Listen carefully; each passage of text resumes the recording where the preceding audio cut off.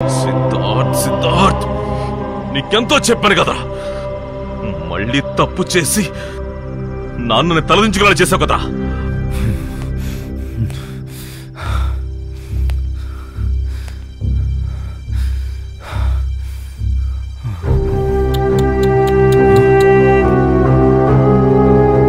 Sir, ఎంత పెద్ద విషయం జరిగింది.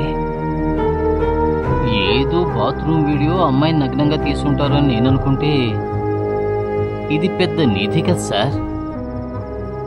విజయ రఘునాథ్ కొడుకు సిద్ధార్థ ఎంత పెద్ద దారుణం చేశాడు సార్. ఆల్రెడీ ఆయన డౌన్ఫాల్లో ఉన్నాడు.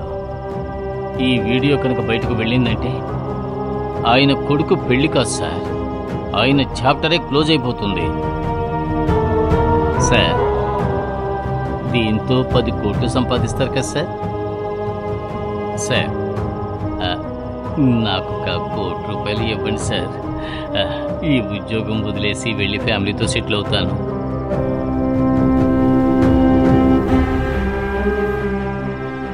₹1 కోటి కావాలా? అవును సార్. ₹1 కోటి అడిగి ఎందుకు అవమానిస్తున్నావు?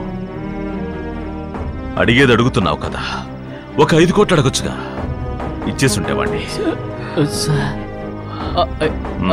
5 కోట్ల సార్? ఏంటి సార్ ఇది, అంత డబ్బు? సార్, మీరు చల్లగా ఉండాలి సార్. అది సరే, బయటికి వెళ్ళి చూడు, ఎవరో వస్తున్నట్టున్నారు. చూస్తాను సార్.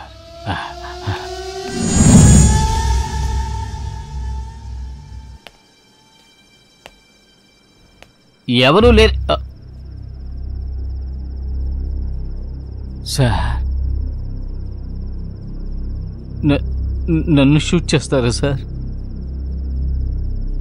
మీరు ఎక్కడికి వెళ్ళినా మీ కాళ్ళు కట్టపడే కుక్కను సార్ నేను. మీరు చెప్పిన పనుల్లో చేశాను, అలాంటి నన్ను సార్. నాకు 56 ఏళ్ళు వచ్చాయి సార్. రిటైర్ అవ్వబోతున్నాను. నాకు పెళ్లి కాని ఒక కూతురుంది సార్. నా కుటుంబం నన్ను నమ్ముకుని ఉంది సార్. నిజాయితీగా బతికాను సార్. ఆస్తి ఏవి కూడబెట్టలేదు. నిజాయితీగా ఉండడం తప్పే సార్. ఒక్క సెకండే తప్పు చేశాను సార్. అందుకు ఎంత పెద్ద శిక్ష వద్దు సార్.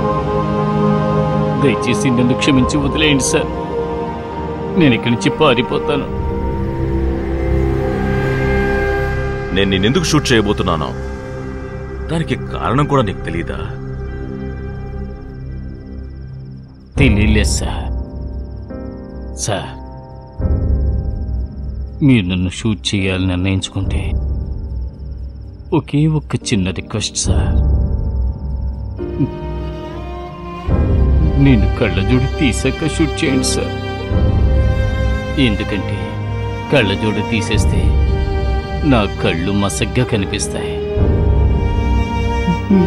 నేను చావడం ఈడియట్కి తెలియకూడదు సార్. Please sir. ఏంటి సెంటిమెంట్? అవును, నువ్వు నన్ను ఎలా పిలుస్తావు?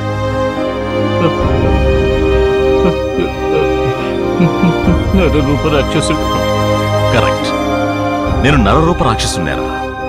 కానీ నువ్వెప్పుడు ఈడియట్వే.